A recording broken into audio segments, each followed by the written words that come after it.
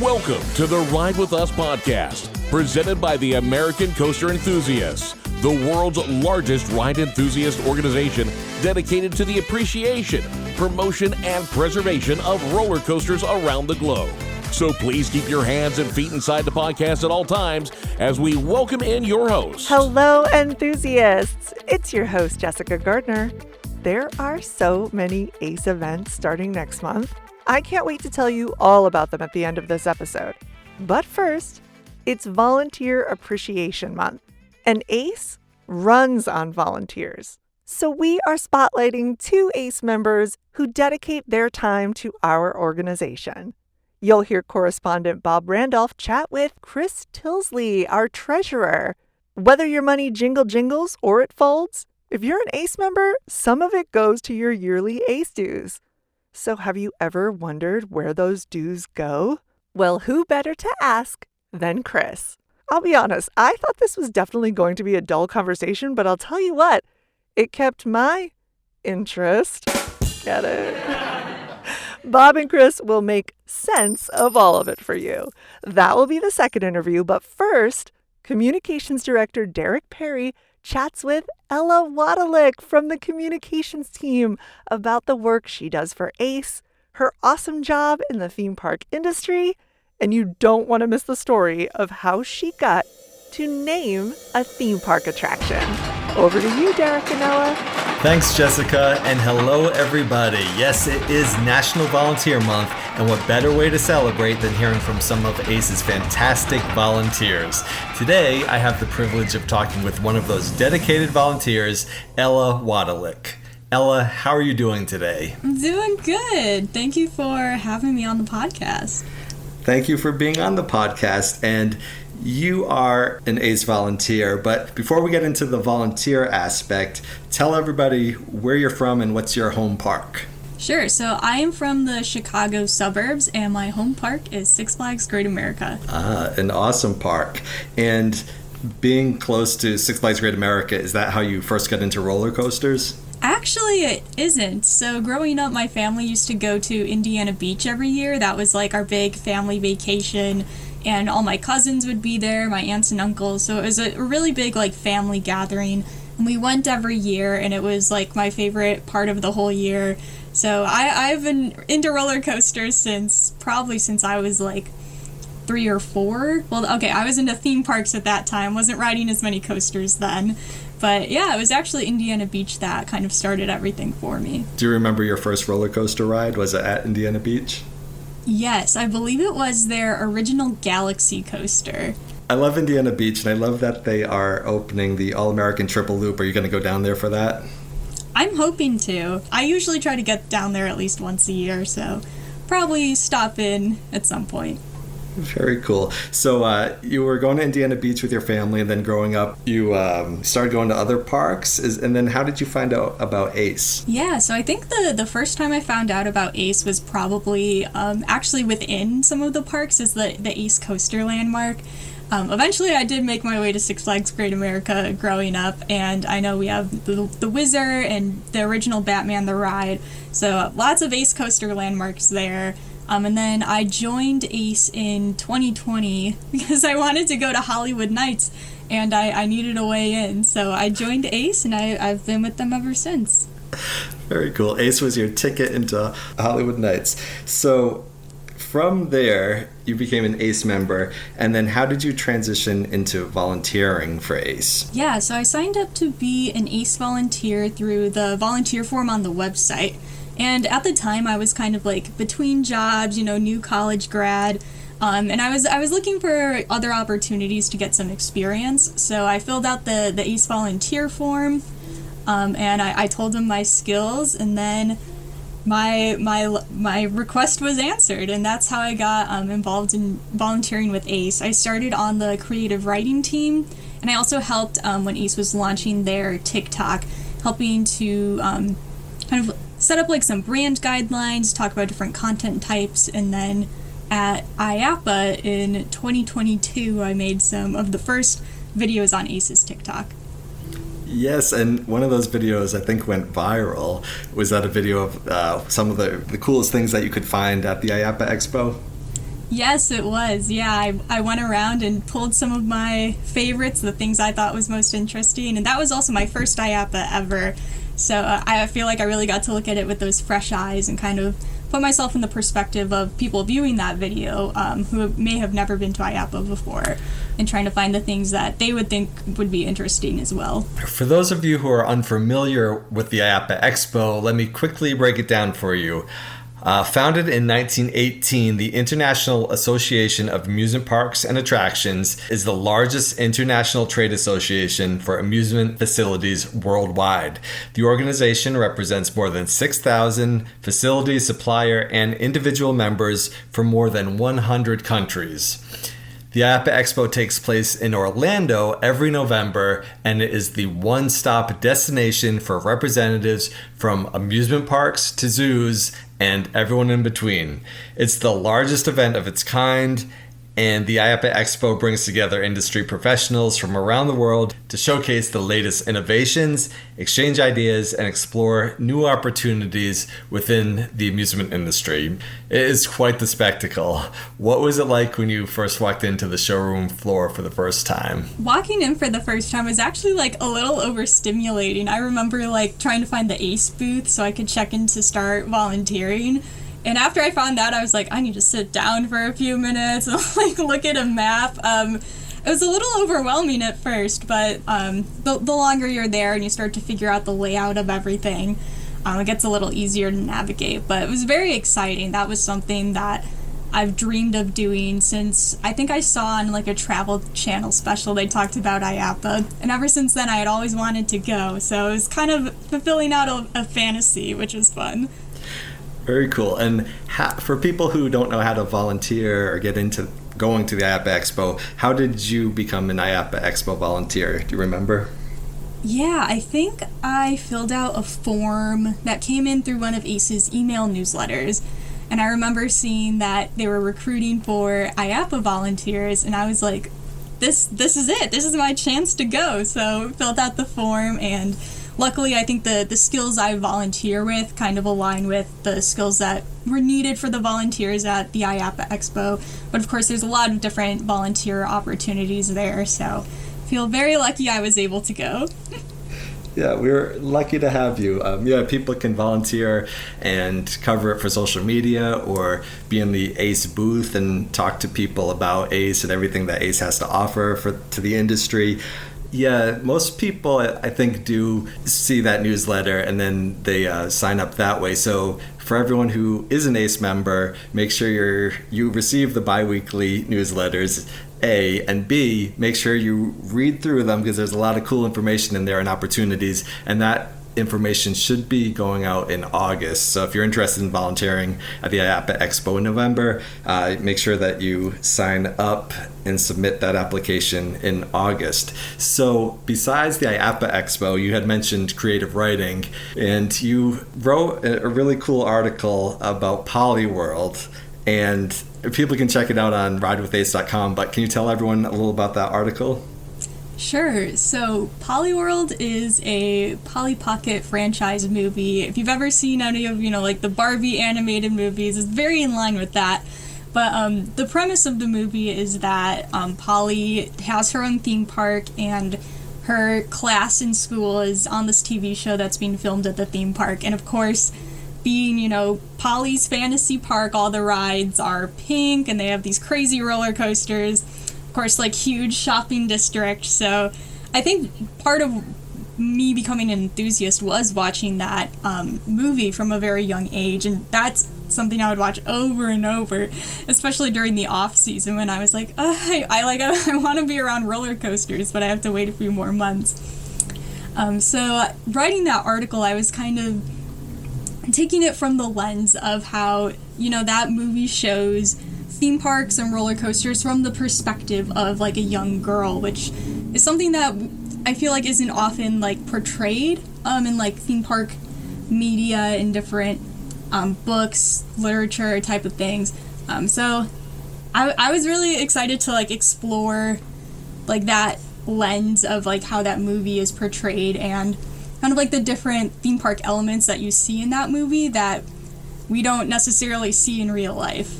I loved reading your article, and it really received so much positive feedback. Many readers could relate to it, and it definitely gave a new perspective to others. So you should be very proud of that article, and it's terrific to hear what inspired you to write it. Now, there are dozens of different volunteer opportunities in ACE for people who have a little time to share or a lot of time. Would you recommend someone who is a new ACE member jumping right into volunteering to learn more about the club? I mean, it depends on like personal preference. I know I waited like a year or two of being an ACE member before jumping in, but if you're ready to go for it right away, you know, I wouldn't shy you away from doing that. But of course, if you're more like me and you want to get a feel for things before jumping right in, you can sign up at any time, which is great. So yeah, you can really take it at your own pace. There's so many opportunities to volunteer for ACE, and I was remembering how I got involved in volunteering for the club. When my brother Doug and I moved out to California, Steve Berto, who is the events director, we met him going to different ACE events, and eventually he asked if we would help with registration for an event at Six Flags Magic Mountain. So we got there before the event started, and we're at the registration table, and we got to sign people in, and we started meeting all these new ACE members. And by talking to a lot of the members who have been volunteering for a while, we got a better grasp of how the club is run and just how much work goes into on so many levels, and we gained a greater appreciation of this volunteer organization. So that was a really great start. And then we started submitting photos to Tim Baldwin, the Roller Coaster magazine editor. From there, we just got more and more involved, and besides just having a passion for roller coasters and ACE itself, we really found that we were enjoying volunteering and making a little difference in the club. We also got to get to know a lot of ACE members really well. And these ACE members that we've met, they're some of our best friends, and we have so much fun seeing everyone at all these events. So looking back, it really was life-changing. Yeah, that's super interesting. I never knew the story of how you guys got started. Yeah, we've always wanted to get more involved, and then thanks to Steve Berto, that's how we kind of jumped into it. So besides volunteering for ACE, you are a content specialist at a really cool place that a lot of coaster enthusiasts love. You want to tell everyone where you are a content specialist? Sure. So I work with content creation for Six Flags Great America. Yes, and we love your creative content that you put out there. So much fun. Do you have a favorite project that you've worked on?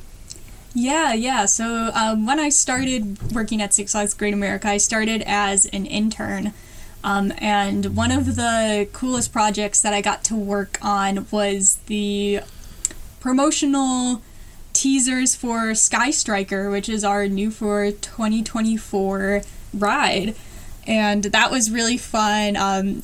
That's, again, something I always dreamed of doing as a kid, was like coming up with the teasers. And actually, the coolest part about that is me and our other intern, Kat, we got to come up with some of the names for the ride. And one of the names that we came up with was Sky Striker, and it was chosen, which is very exciting. Fulfilling another childhood dream there. That is awesome. That's, I think a coaster fan's dream to name an attraction, in a theme park. How did you come up with the idea for Sky Striker? When we were looking at the ride, we knew the type of the ride and the color scheme, and that was about it. So we knew we had this awesome blue and white theme to work with, and we knew it would be going in County Fair. It would be the replacement for Revolution, which had a red, white, and blue color scheme. So definitely looking for something that's kind of timeless, a little bit classic. So with the blue and white, we ended up with this blue lightning type of idea, and that's where Sky Striker came from. I can't wait to ride it. And for those of you who don't know what kind of attraction Sky Striker is, can you tell everyone about it? Yeah, so Sky Striker is a Zamperla giant discovery. It swings up to 172 feet tall. It goes up to 75 miles per hour.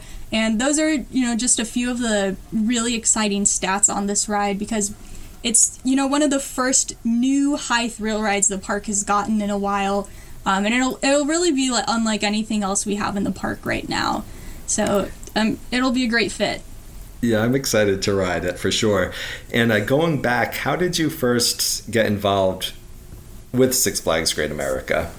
Unfortunately, the boring answer is that I applied online, and I ended up getting the job. But something that did help me during the interview process was that I had volunteered with ACE. So I was able to show that, I have experience making content for the amusement industry. And without ACE, I don't think I would have been able to get that type of experience anywhere else.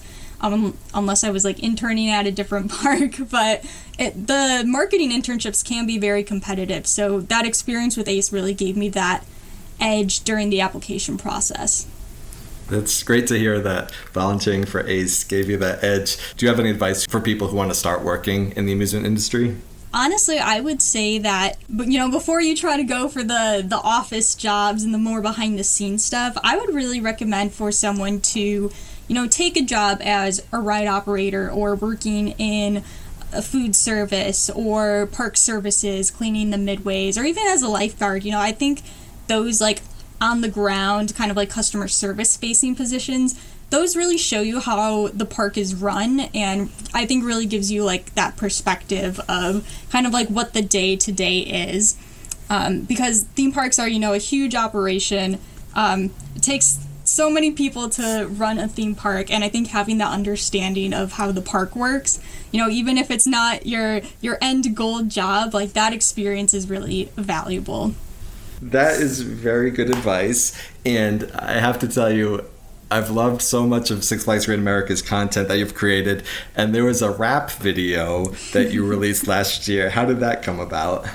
Yeah, so such a funny story behind that. I remember my supervisor came in and she's like, it's time to, start teasing Fright Fest. We need to come up with some type of announcement. And I had done the Fright Fest teaser video the year before, and at first I was starting to, kind of go along that same route. And I was like, some of this footage is similar to last year. I feel like we need to come up with something more. So I called Kat, the other intern, into the room, and I was just getting her opinion. And then we were looking at different audio clips on our Adobe library, and we found this one that was a trap beat, and we were like, this is so funny. I couldn't believe we had found that.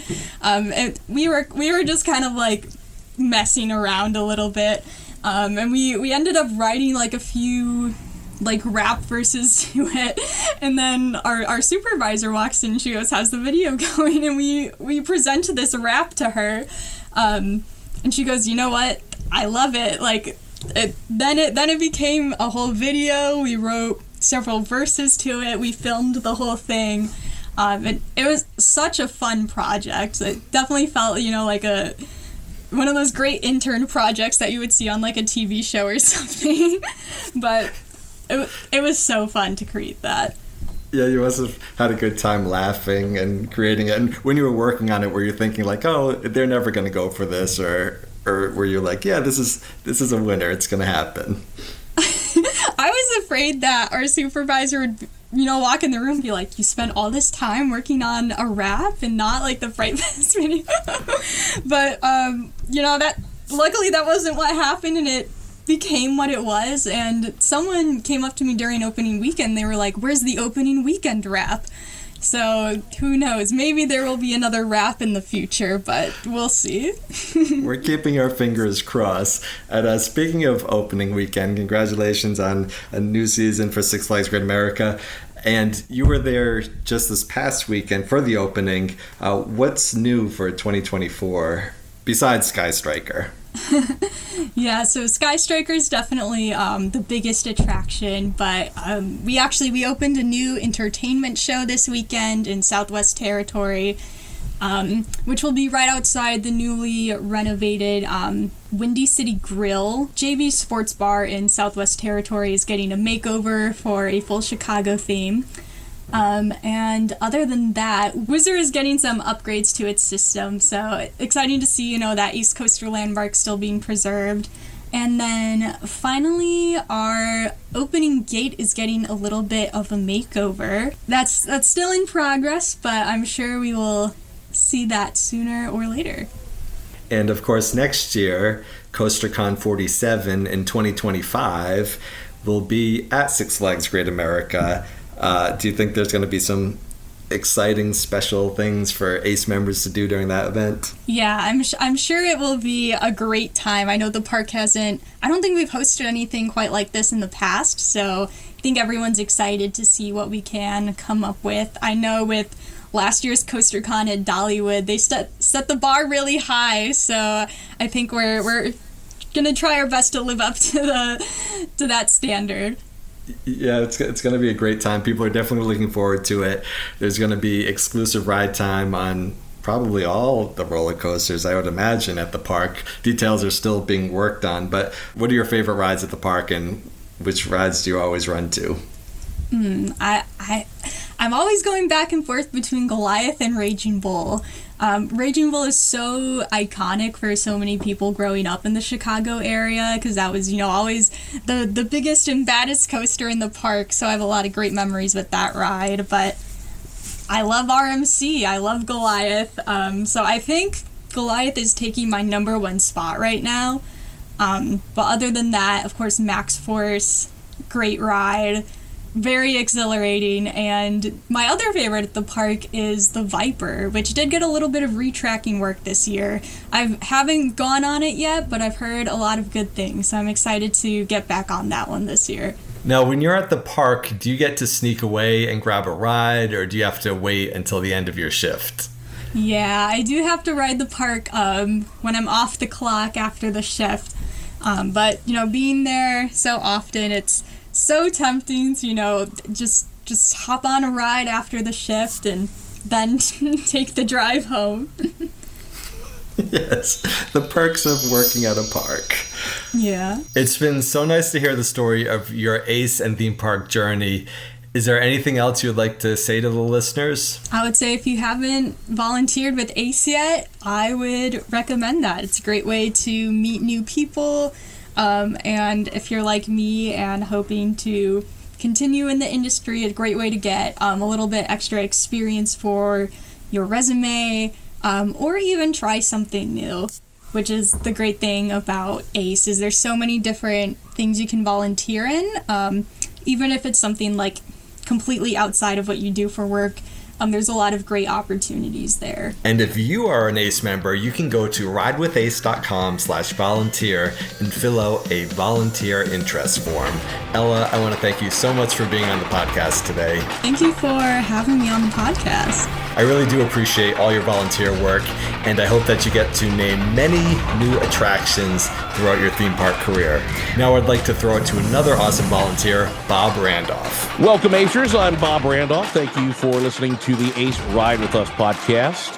It's my pleasure to welcome into the fray Chris Tilsley, who is our current treasurer. Chris, how are you?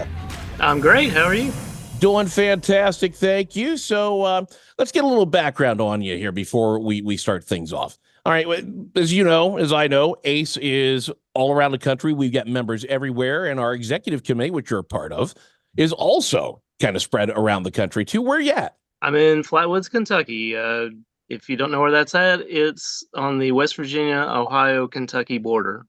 Okay, all right. So then Camden Park would be your home park, right? That's correct. It's about a half an hour from my house. Okay, well, not too bad then. Not too bad at all. That's a good range to be from a park.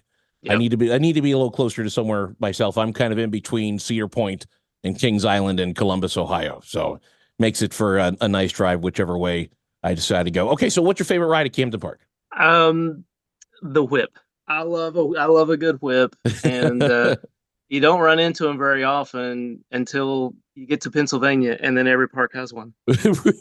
Right. You get outside of that PA area, then nobody has those things. But yeah, they're fun. I agree with Yeah. you. Also, Totally like agree. Camden Park's haunted house. They have a All very right. good haunted house there. All right. I'm not a huge fan of haunted houses myself. I kind of should shy away from those things, but to each their own. So glad that you got some stuff there at Camden Park that you like, because it's not a very big park. It's tiny, right? No, it's not very big at all. About 25 rides, I think. No, it's got more than that. If I'm not Cut that out. mistaken, It's about 27 acres. I don't remember how many rides it has. yeah, if I'm not mistaken, I believe Fallout 76, the video game, they actually did it. Yep. They set the whole game in West Virginia. Camden Park is actually a big part of the It is. game. Yeah, It is. so that's very cool. Glad to see that they did it. All right, so Chris, tell me a little bit about your Ace story. When did you first join Ace? Me and my wife joined in 2004, a year after we got married. We both learned that we both had a love of amusement parks and roller coasters. That was one of the things that kind of brought us together when we were dating, and kind of got us to dating and whatnot.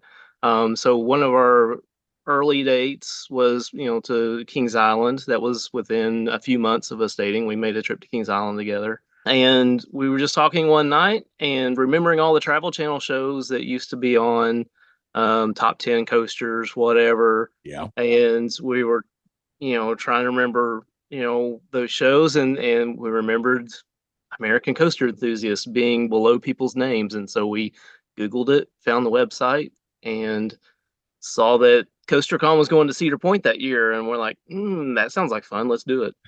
Of course. Joined, and then signed up for CoasterCon right after that. All right, so Chris, a little bit about your background within Ace as you led up to the treasurer position. Where did you start within Ace?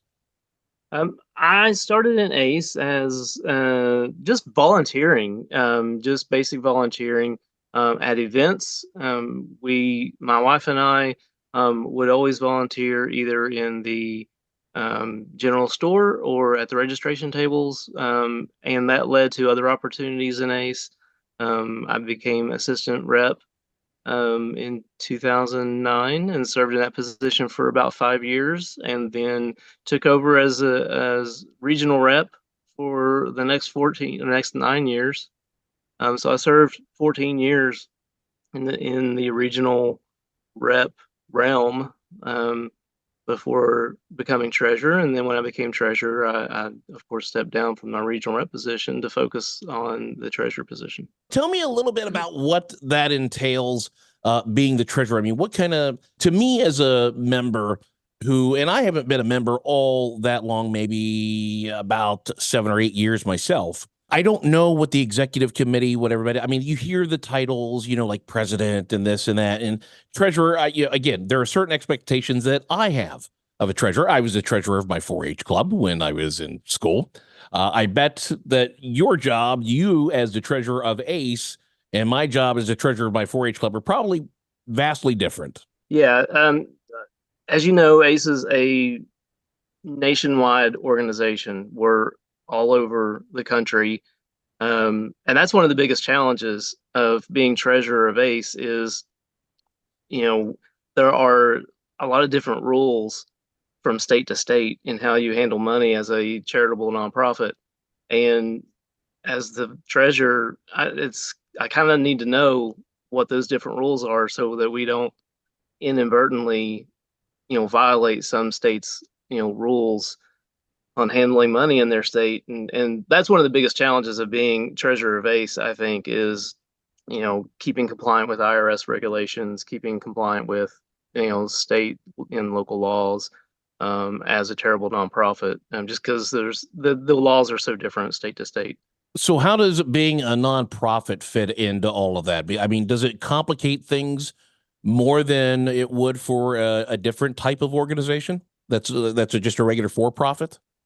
Yeah, as a nonprofit, there are a lot of rules that nonprofits have to abide by, because they're given charitable status. We have charitable status. There's many different kinds of nonprofit organizations. We're a charity. And because of that, there are specific rules in place in how charities handle money, how they accept money, how they spend money, that for-profit companies don't have to do, because they're not taking people's money as donations. For-profit companies sell a product. People give them money, they get a product in return. A lot of ACE's money comes from donations. The governments just want to make sure that when you accept donations from people, that you're handling it the way that you say you're going to. Now, in order to be a nonprofit in the U.S., you have to tell the IRS what your mission is, why you want what makes your mission worthy of being a nonprofit. Our mission as ACE is to preserve roller coasters. We donate money to parks every year to help them refurbish roller coasters and keep their roller coasters running, because we've got wooden roller coasters in this country that are over 100 years old. They're hard to maintain when they get that age. Sure. So you have to abide by your mission statement. When you apply for nonprofit status with the IRS, you have to tell them what your mission is. They will judge whether or not that's a worthy mission to obtain nonprofit status. And then you have to report to them every year what you've done with that mission, how you have maintained that mission. So that's how they watch over all the nonprofits that are out there, is this annual filing. And just, there's things that you can do and things you can't do as a nonprofit. I can't imagine that the regulatory aspect of that could even remotely be easy. I mean, that's, again, like you say, the IRS is just one level of it, and then you've got all 50 states to deal with. Yes. And I'm sure the laws vary quite a bit from state to state. Yeah, they can. They can vary quite a bit. One of the issues we've run into in the past, couple of years is how we handle raffles. Oh, sure. Yeah. We didn't, we have discovered that a lot of states regulate raffles. Not all of them do. Some of them don't, worry about raffles. They worry about bingo or other kind of games of chance. They call it a game of chance, but a lot of states regulate raffles. And so now we have to learn what those rules are. You've got to have a license to operate a raffle in their state. And there's rules on how you get that license. There's things you have to meet, requirements that you have to meet to be able to obtain those licenses. So that's one of the issues we've really kind of been working on the past year or two, is researching all 50 states. Now, is that something that you do, follow the law, or is it, because I'm not 100% familiar with the structure of ACE sometimes on the backside? I mean, do we have legal advisors that help you out with that, or is that solely tasked to you? So far, I've done a lot of research on the different raffle laws.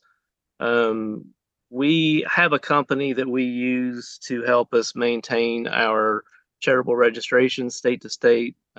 It's called Harbor Compliance.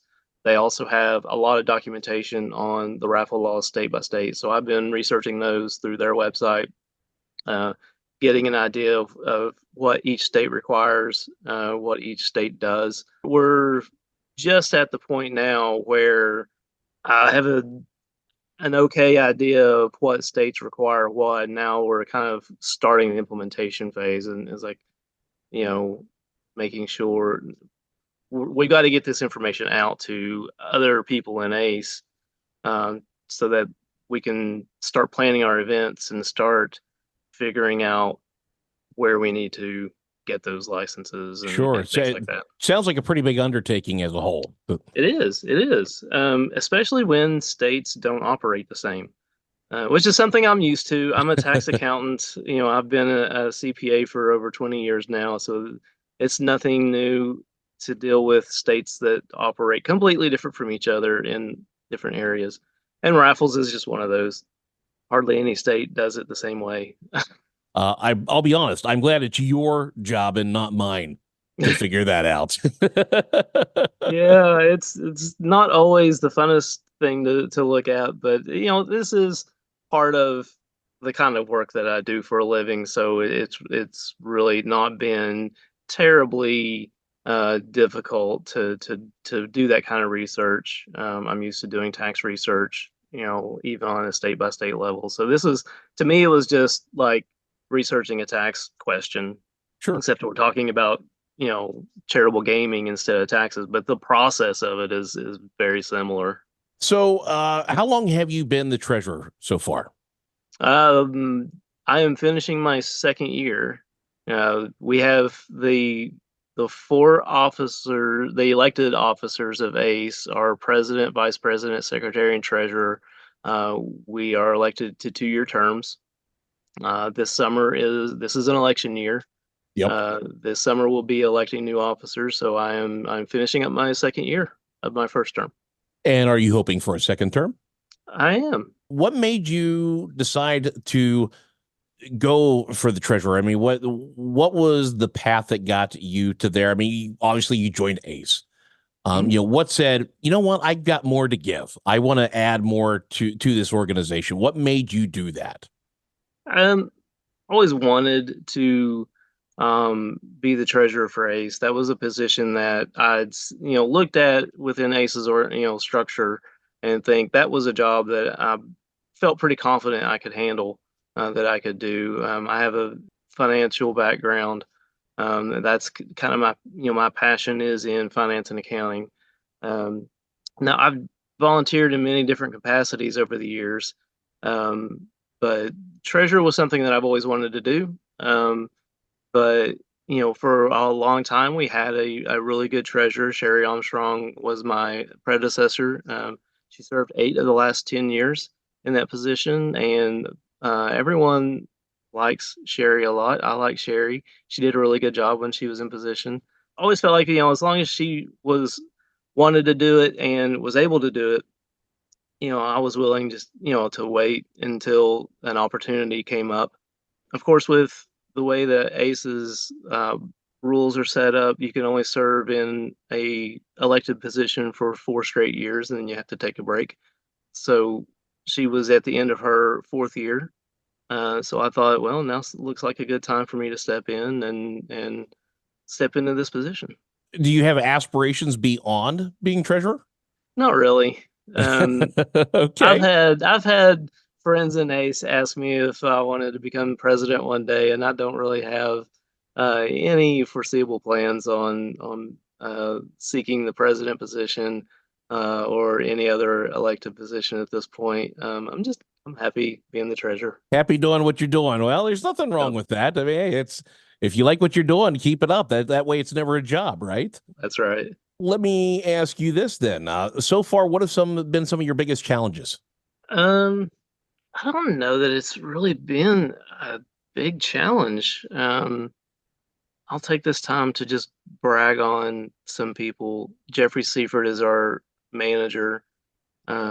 He actually does all of the bookkeeping work. He's got the harder job because he's got to record everything. I oversee his work. I review his work every month. So he does a fantastic job. And so when I get the reports every month, there's really very little I need to comment on or do because he does a really good job of keeping our books. So that's a biggest part of it is, if you've got clean books, if you got detailed, records, it makes everything else, easier.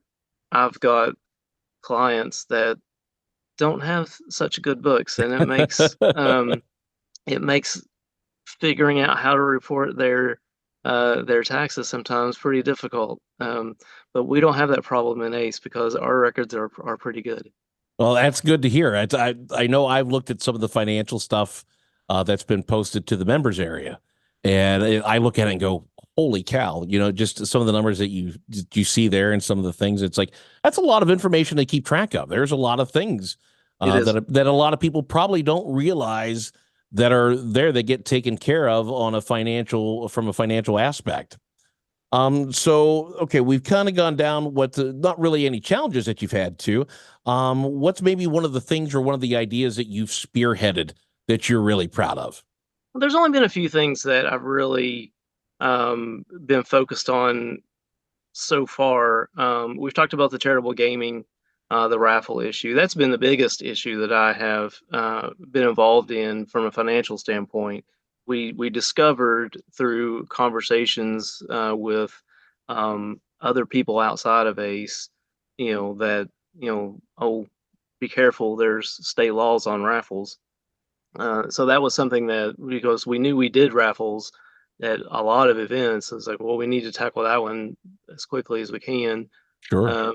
So one of the things we're looking into now is um, possibly going to digital auction uh, management, using auction software to help manage auctions. We don't know if we're going to go down that route or not, or what that's going to tell, but it's a conversation we're having right now.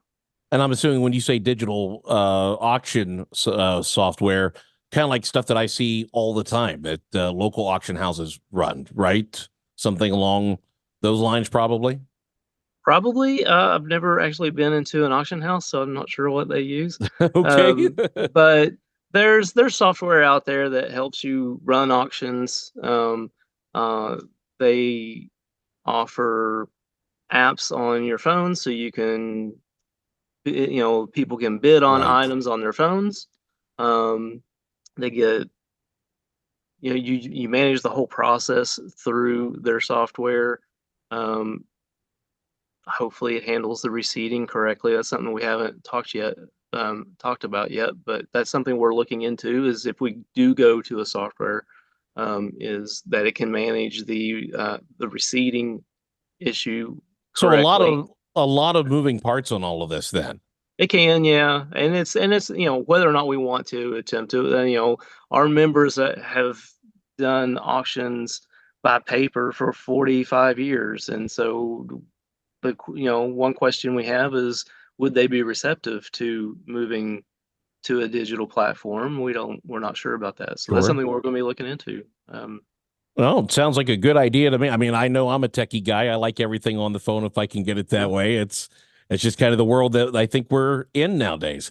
All right, so let's move on to something else. What is something that you would like to see accomplished, possibly before you're out of office? What is high on the wish list for you? We do so many things. I think we do so many things very well right now. It's hard to think of something that I wish we could do better. Maybe just have better ways of helping the parks. One of our missions is to preserve coasters. We do all kinds of fundraising activities to raise money for our preservation fund. And our preservation fund and our archive fund are growing funds. They go up in value every year because of the generous donations of our members, and we're managing that money through an investment advisor who helps us maintain that money. Maybe we've only seen, I don't know how much we've given away over the last 5 years, but maybe find ways to help parks out more and give more of that money away. Now, you mentioned something about an investment advisor. So Mhm. I know that there are donations that come in, and of course, membership dues and all that other stuff, all that money comes into ACE. If I understand what you're saying there with an investment management firm, so do we invest part of the money that we have to try and get a bigger return on it? Is that, I mean, because that is very cool. If that's what it is, I want to make sure that I've got it right. Yes, you're correct. We do invest quite a bit of the funds we have. We have investment accounts for both of our preservation and archive funds, so there's separate accounts for those.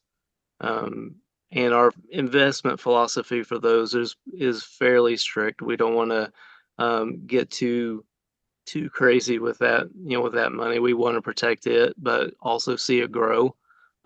So it's invested in some safe mutual funds and um, maybe some bonds. I can't exactly remember all of the stuff So we're that not we're investing invested in the in. latest cryptocurrency, is what you're telling me. No, we're not invested in any cryptocurrencies and nothing that is unsafe as far as our two funds are concerned. Now we do have some general funds that is invested in various stock and whatnot. Like I said, we have an investment advisor. He's very good at what he does, and I talk to him several times a year. So we go over the investments, we go over what we have and what he thinks we should be in on a regular basis. We have policies in place for both the general money and our restricted money to guide our investment decisions. And yeah, I mean, the goal is to help us raise even more money. So it's just another way for us to try and bring a little bit more in so that Sure. ACE as a whole can help more parks and, fulfill the mission that we have. So that way we're fulfilling the mission that we've given to the IRS so that That's the idea. we look really good at that point then, don't we? Yeah, yeah, yeah.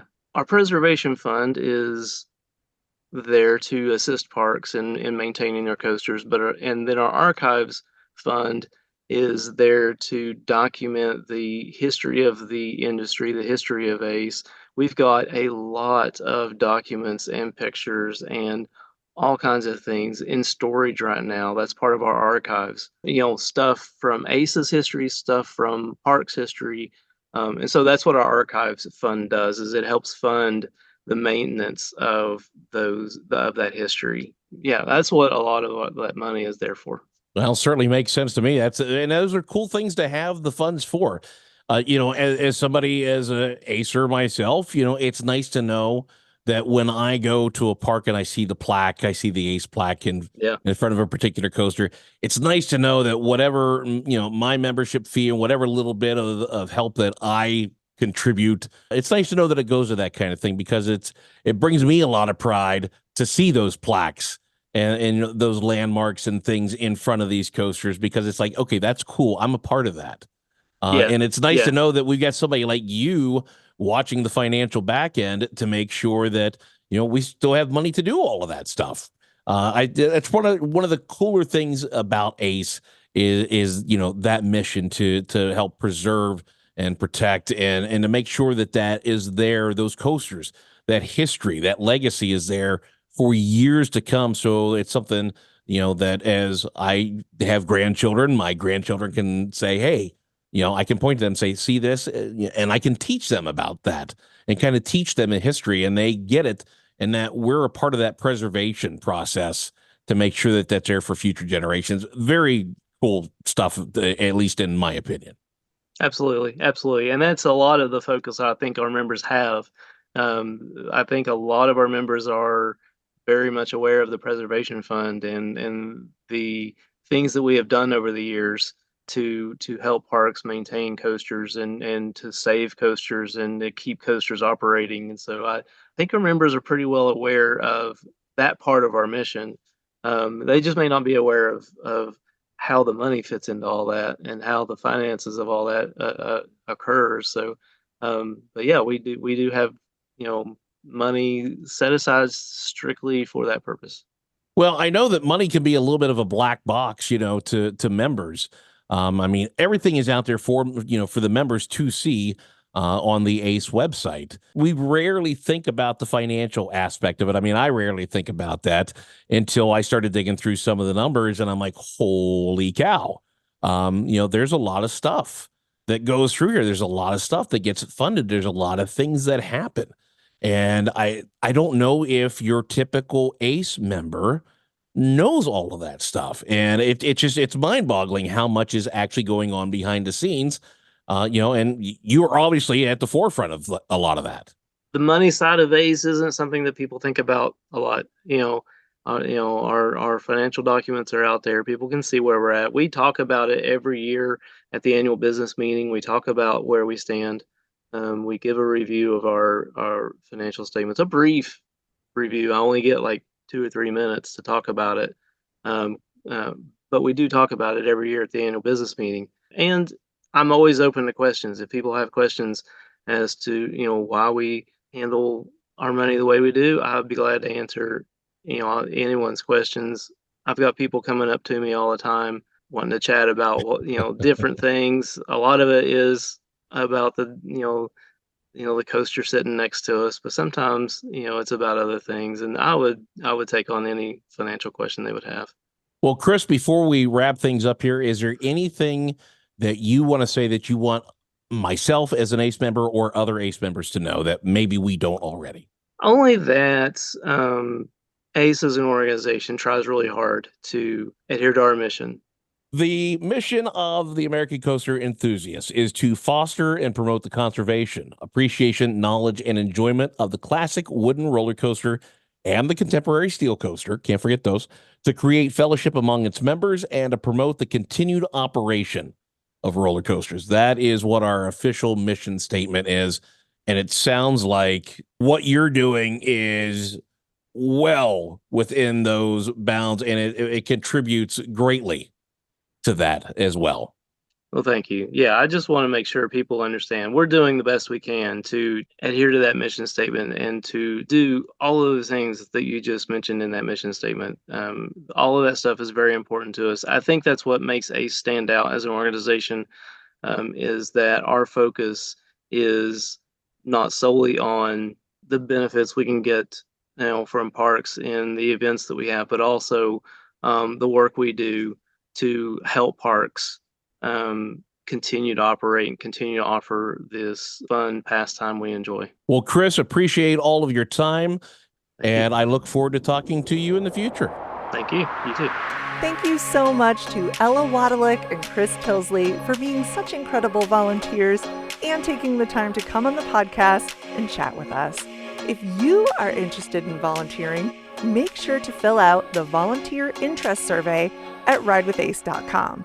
And while you're on our website, you might also want to register for CoasterCon 46. This year, it's at California's Great America in Santa Clara, California, Six Flags Discovery Kingdom, and Santa Cruz Beach Boardwalk. And registration is open now through May 23rd. And speaking of May, let's get into the ACE events calendar for May 2024. On Saturday, May the 4th, hosted by ACE New England, it's Wooden Warrior Day at Quasi Amusement Park in Middlebury, Connecticut. Registration includes parking, an all-day wristband, Wooden Warrior ERT, continental breakfast, and lunch, and the registration deadline is April 28th. Also on May the 4th, online, hosted by Dan and Alexa Jones and Chris and Amanda Tilsley, it's a family meetup for CoasterCon. Join other ACERs attending CoasterCon with family and children to discuss ideas, tips, and tricks. On Saturday, May 11th, hosted by ACE Northern California, it's our Treasure Hunt the event at Cannery Row Treasure Hunt the Ride in Monterey, California. You'll get a behind-the-scenes adventure and, of course, ERT. Also on May 11th, hosted by ACE New Jersey, it's Spring into Storybook Land at Storybook Land in Egg Harbor Township, New Jersey. ERT on Bubbles the Coaster and TikTok Clock Drop. On Sunday, May 12th, hosted by ACE Florida, it's a Universal Love for Thrill Seekers, an informal meetup at Universal Orlando. If you've never been to an informal meetup, that's where admission to the park is your responsibility. There's no registration, more of just a meetup to walk around and ride rides with other ACE members. Also on Sunday, May 12th, online, hosted by Lee Weber, it's a Pride Pre-Con meetup. Whether you're attending con or not, this event can help members connect, make friends, and learn more about others in the club. On Saturday, May 18th, hosted by ACE Northern California, it's a Santa Cruz Beach Boardwalk informal meetup in Santa Cruz, California. Of course, they will be celebrating the Giant Dipper's 100th birthday with an informal ride takeover, group photo, and some fireworks at 9 p.m. Online events continue on Sunday, May 19th, hosted by Maddie Partington. It's a young adult meetup. Young adults of ACE are invited to join others to discuss coasters, upcoming tips and trips, and enjoy each other's company. On Thursday, May 23rd, online event hosted by Liz Tan. Liz does the show notes for the podcast. It's the Solo to Con Pre-Con meetup. If you're going solo to CoasterCon 46, don't feel like you're going to be all alone. This is geared towards you. Liz is the Assistant Regional Rep of ACE Northern California, and she's going to tell you everything that you need to know.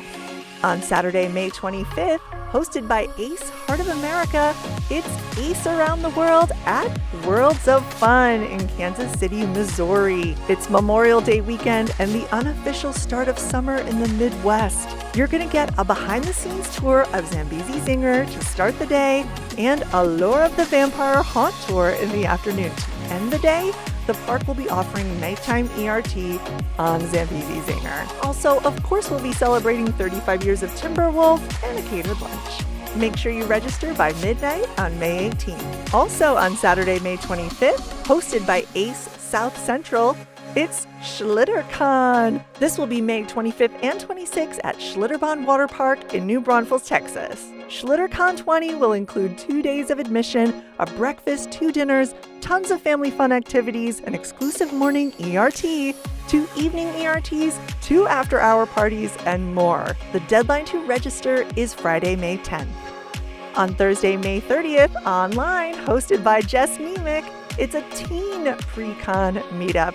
This is for ACE members who are in the teen or tween age to meet each other, share tips, and get excited about the upcoming convention. And finally, on Friday, May 31st, hosted by Ace Mid-Atlantic, it's Ace Drives at Go Karts Plus in Williamsburg, Virginia. And it's called that because the next day is Ace Dive. So if you're there for Ace Dive, stop by the night before for Ace Drives at the Python Pit roller coaster and the only disco in the Mid-Atlantic. I'm not supposed to be jumping into June yet, but June 1st is Ace Dives and registration for that is May 16th. And listen, I don't want you to miss any of the Ace events or the registrations for them at all. So make sure you're checking the website, ridewithace.com, under the events calendar, but also follow Ace everywhere you consume your social media. We are on Facebook, X, Threads, Pinterest, LinkedIn. Make sure you're subscribed to Ace's pages on YouTube. Have you seen all of the Top Thrill 2 coverage and the Dorney Park Iron Menace coverage? They've been doing such a fantastic job over there. And of course on Instagram and TikTok and Discord. Follow us everywhere to stay on top of all the coaster and park news coming out and to hear what your Ace membership has to offer. And if you haven't joined Ace yet, what are you waiting for? If you haven't already, please subscribe to the podcast. Give us 5 stars if you can, rate and review. And if you have any questions, comments, or podcast episode pitches for us, please reach out to podcast@aceonline.org. Thanks for listening. Hope you get to ride the coaster today. Ride With Us is produced by the American Coaster Enthusiasts, a registered 501c3 organization. Visit ridewithace.com for additional information, and we will see you at the parks.